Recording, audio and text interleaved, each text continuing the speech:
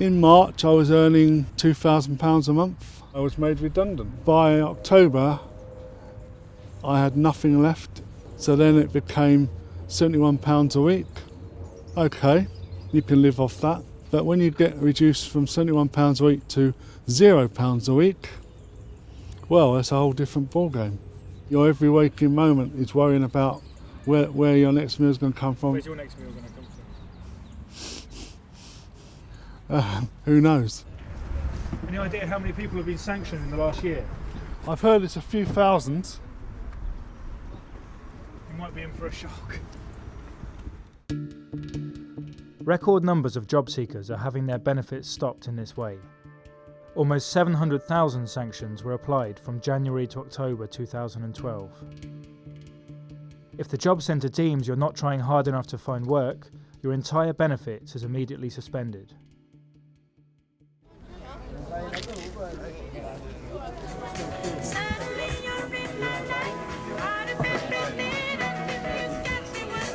It's heaving now compared to what it was. We've seen a real change in the types of need lately. Over the last few months we've seen a lot more people being sanctioned by the Jobcentre. They don't seem like they should be on job seekers allowance anyway, a lot of them. Some of them have got obvious problems, mental health issues and things like that. I got sanctioned, yeah, for at least 7 weeks, 8 weeks it was. The Jobcentre expect us to live on sweet nothing because we've got no food, no electric. So what are we supposed to do? Every time I get one of these letters that I'm doing something wrong, it's kind of getting me worried now. Because where's the next move? Because look, I'm coming down here. If it weren't for the food, I don't know what I'd be doing. I've been sanctioned. I couldn't get no money from anywhere. I had to beg on the streets, and that's a 12-year serviceman. We want to know why people are being sanctioned, because at the moment vulnerable people are getting caught in the crossfire. The Guardian has spoken to several Jobcentre staff who describe a culture of targets and pressure to sanction claimants. It's all about stopping people's money. I've been put on a performance improvement plan because I don't sanction enough people. I got told, for example, I need to get X amount of sanctions by March, about 2 a week. We're facing ever greater pressure to send them off for sanctions. We're seeing the most vulnerable people being sanctioned.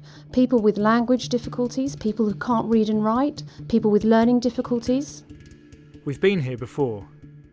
2 years ago, a Jobcentre whistleblower revealed to The Guardian that pressure and individual targets were put on staff to sanction claimants.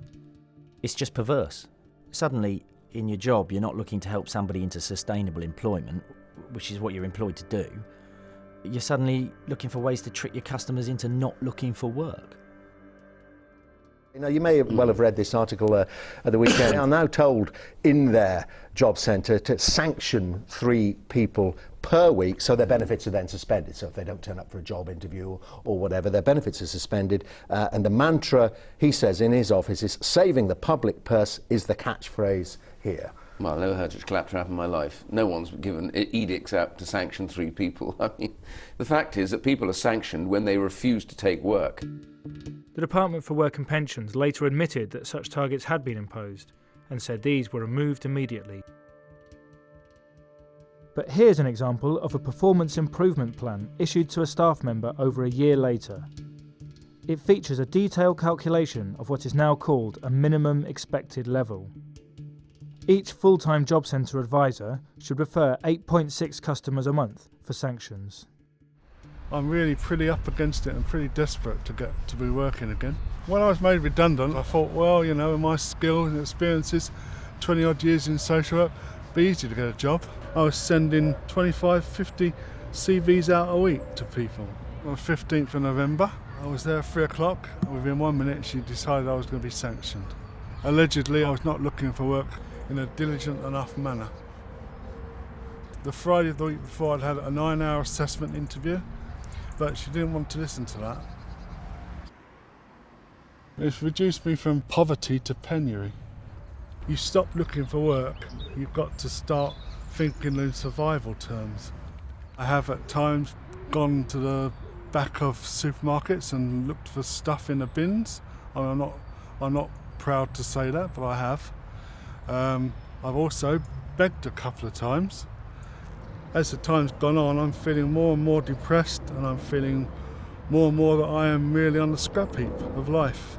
A year ago I was working with people who had no money, and I had all the answers. But now I'm on the receiving end of it, I find I've got no answers.